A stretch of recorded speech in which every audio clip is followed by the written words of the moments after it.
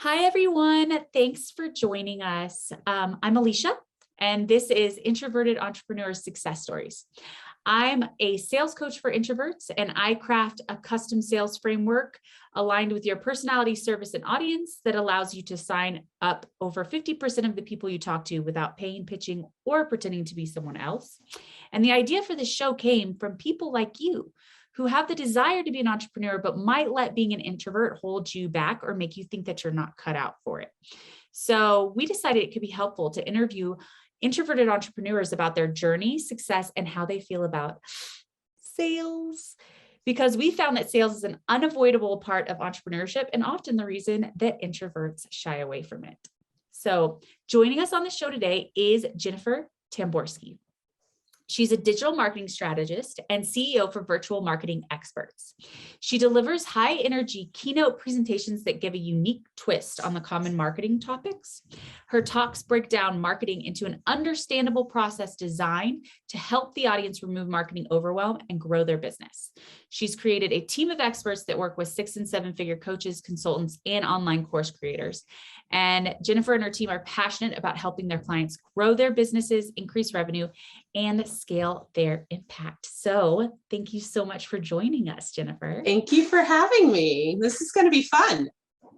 I know. We were talking a little bit beforehand because I've actually worked with Jennifer works very closely with a group of VAs, and a lot of the time, for whatever reason, the leader of the group attracts introverts, I would say, and they're always really scared of sales. So I've helped them quite a bit with their sales. And Jennifer is a great example of how an introvert can be a sales powerhouse. So I'm really excited to share with everybody who's listening how an introvert can actually be better at sales. But first, I want to know, before starting a business, Jennifer, did you think being introverted would be an asset or not? So before starting a business,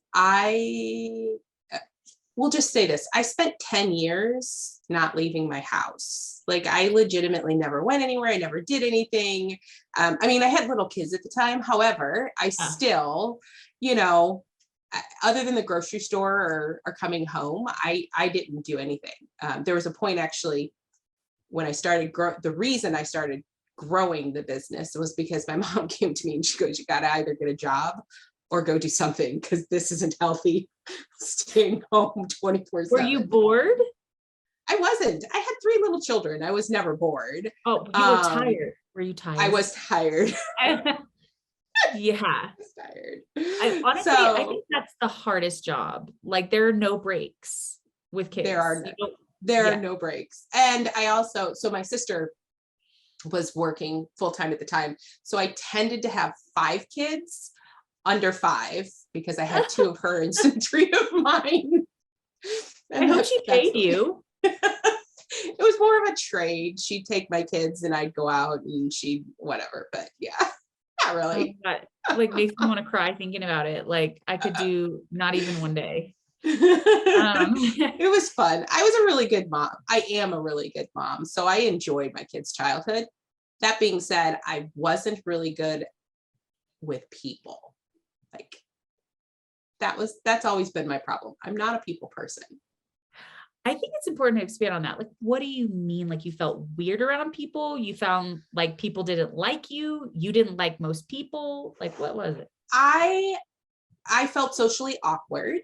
Like, I never really have that conversation starter when I go and meet people I don't know. I'm good with people I know. Like, I have a core group of people that I can talk for hours with, but take me into a room full of people I don't know, and I'm gonna be the wallflower. I'm holding up the wall. That's what I do.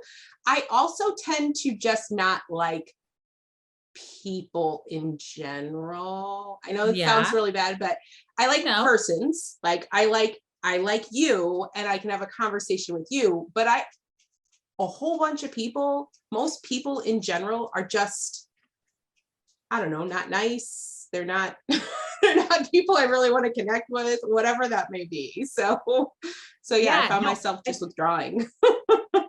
I think feel any kind of judgment or anything, because I think a lot of people on listening probably feel the same way. They're sitting there saying, yeah, I know what she's talking about.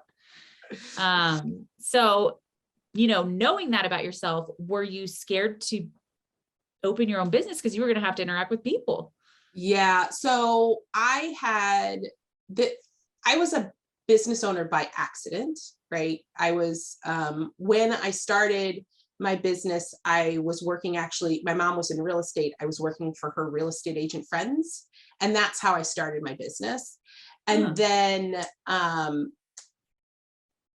I found a local client that I just worked with this one person. And then I went online and found some people. So I wasn't actually having to interact with people. When my mom actually pushed me out the door and she was like, you can't stay at home forever. I will say that first networking event that I went to, that took a lot. I'm not even kidding when I said I had,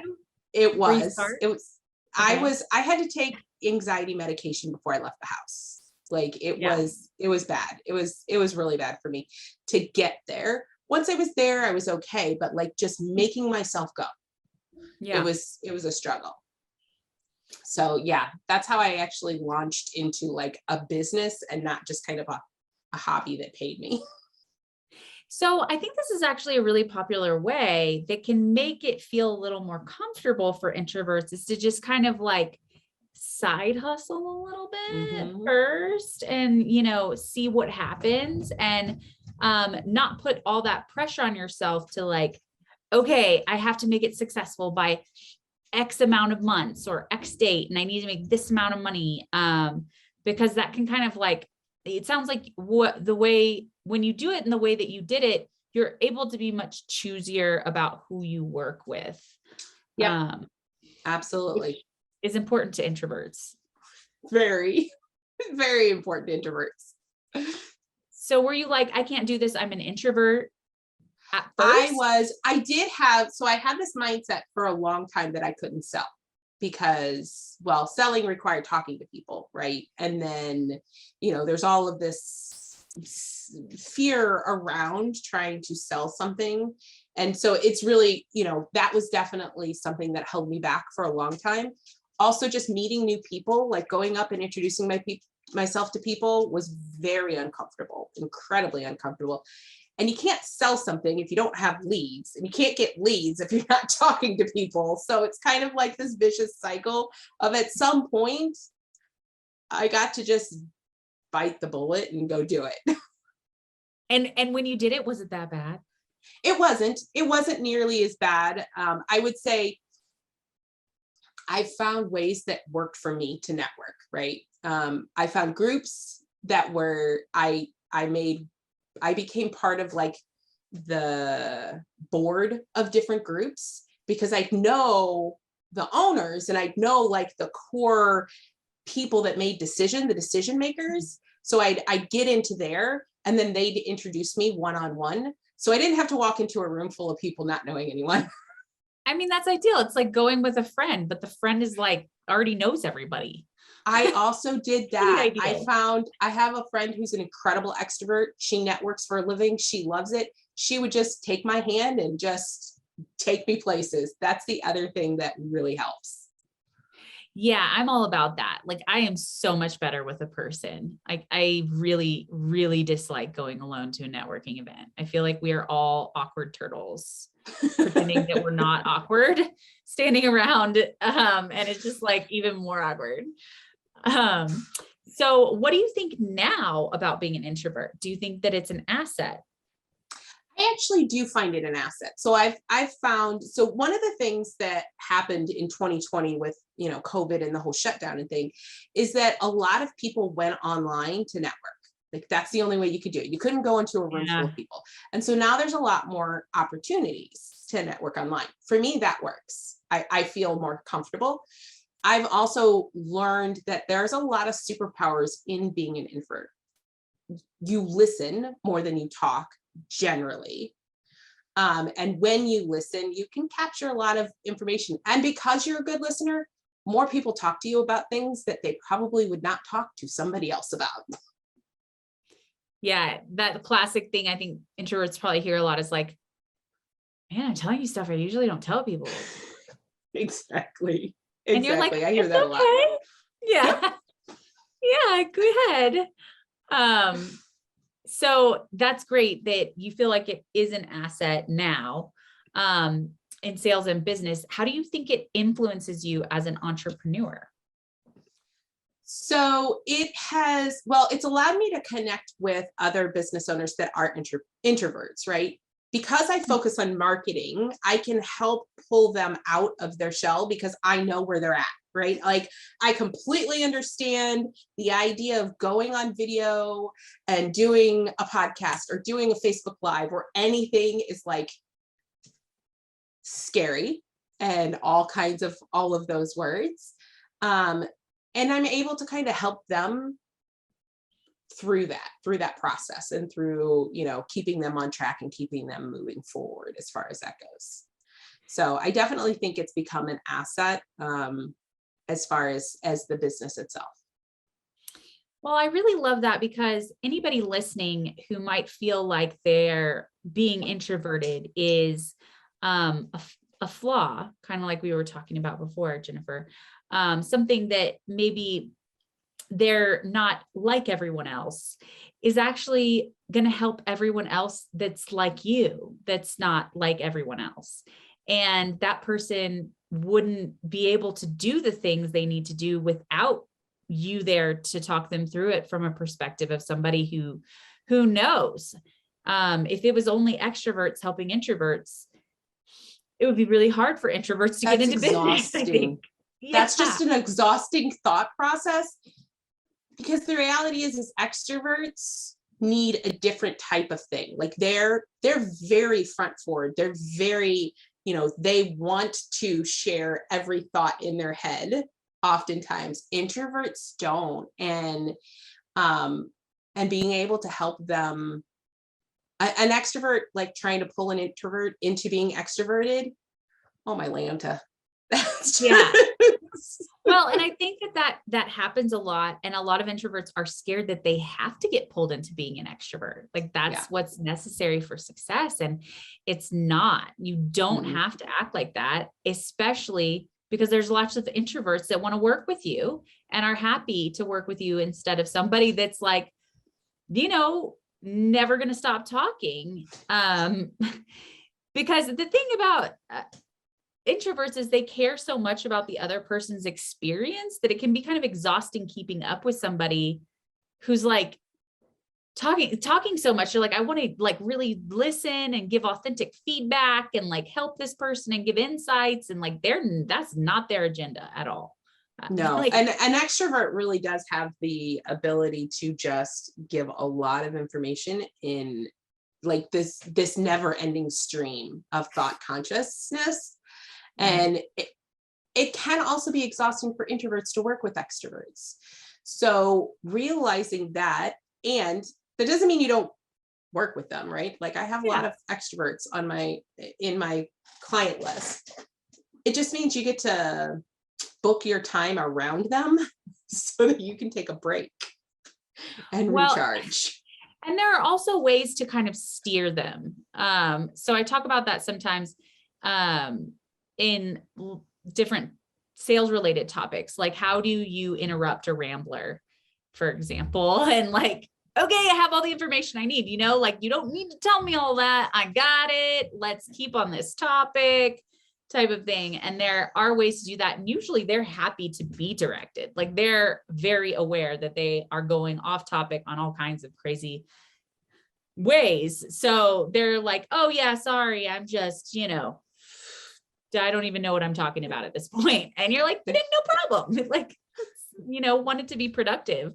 I don't want it to look back and be like, what did we do? We just talked about nothing for a really long time. It's like the type of thing that just totally exhausts an introvert.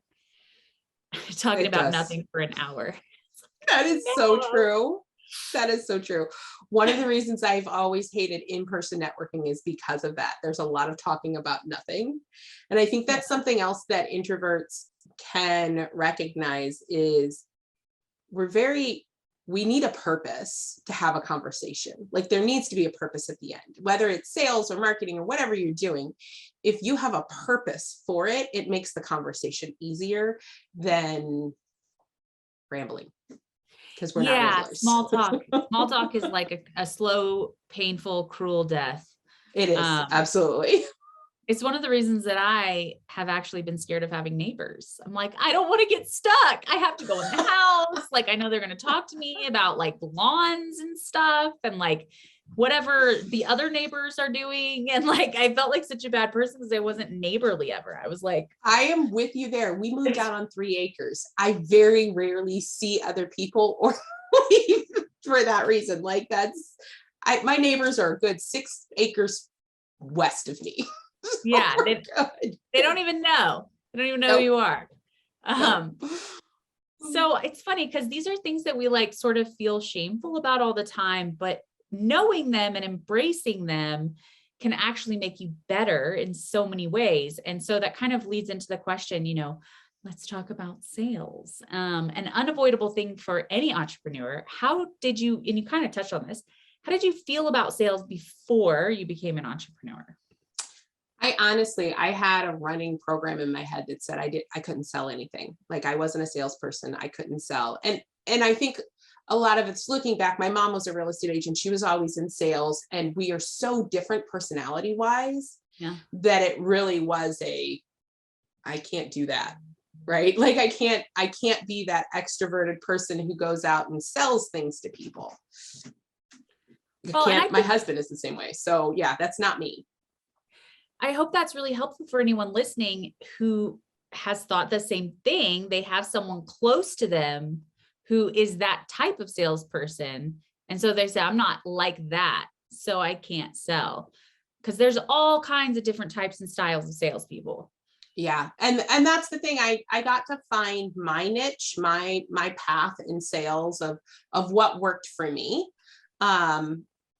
And using those superpowers that we were talking about a little earlier about being able to listen to my clients and being able to really sometimes being able to hear what they weren't saying as much as what they were saying is incredibly helpful. So I think that's a huge part of being an introverted salesperson, is understanding that I get to use those things that most people, like just being quiet and not saying things. A lot of extroverts and extroverted salespeople find as a detractor is actually in my benefit, because I can hear things that maybe that extroverted salesperson wasn't listening. They missed the big thing. They missed the big piece that was going to close the deal. Yeah, there's always one thing that's more important to somebody than other things. And the ability to be able to really zero in on that is so important to the person, the prospect across from you, feeling understood. And so often extroverts assume what the other person wants, because it's like what most people want or whatever, or what they really like about something. So this other person must really like us about this too. But introverts are very aware that people are different and like adjust more for the person across from them, what's going to be most valuable for them. And that is such, like, when you feel that as a prospect, it's a wonderful feeling. Like, this person cares about me and what I want, and giving me the information that's most helpful to me, not just the pitch in general. Right. Yeah, the spiel. And I've actually, as my business has grown, I've actually looked at bringing on a salesperson, like somebody who's classically trained and good at sales. And I still haven't done it. Like I think I like having that interaction with that potential client and deciding whether or not they're a good fit, more than someone who's in sales and could sell for me. They may not have that same feeling, right? They're selling your product rather than you being able to almost interview the client to decide whether it's a good fit. So Jennifer's really good about that. That's one of the things that I noticed when working with her is she's very good about feeling you're good about feeling confident when someone isn't a good fit and letting them know. And that in itself makes people want to work with you. Yeah. Have you found that? Absolutely.